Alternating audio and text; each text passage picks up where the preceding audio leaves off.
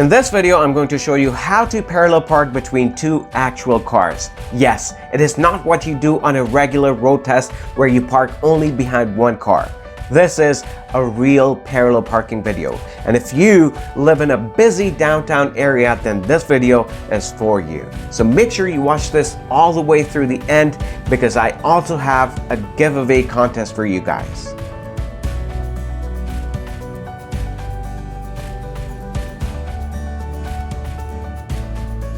Now, before I start, I want to make a small disclaimer here, which is, just for the purpose of making this video, I parked in front of my friend's driveway. It was hard for me to find an ideal place to demonstrate this, so I had to do this. But you should never park in front of anyone's driveway. Just learn the method from this video and apply it only in an ideal situation.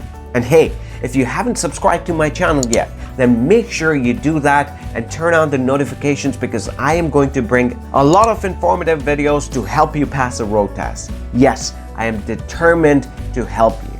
This video was requested by my dear subscriber Chris J. He calls me a professor even though I'm not. But let me tell you this, Chris, I really like it, my friend. So thank you very much, and here's your video. So just like I've mentioned in the previous parallel parking videos, you must start with your right signal to let the cars behind you know that you're going to park. Now, before you park your car between two cars, you must know whether there's enough space for you to fit in your car or not. So the space you need should be more than the size of your car because you're going to need to reverse and move the car forward when required. So roughly speaking, you should have at least 4 to 5 feet of space more than the length of the car. And once you have determined that, stop 2 to 3 feet away from the reference car and align the taillight of the reference car in your rear window just like it is shown in this picture. Now this trick will work mostly on sedans because that's the car I've used in this video. However, for other cars, you may have to slightly change the reference point and see what works for you. So, once you've aligned the tail light on the window, turn the steering wheel all the way to the right and reverse slowly while checking your mirrors and your blind spots.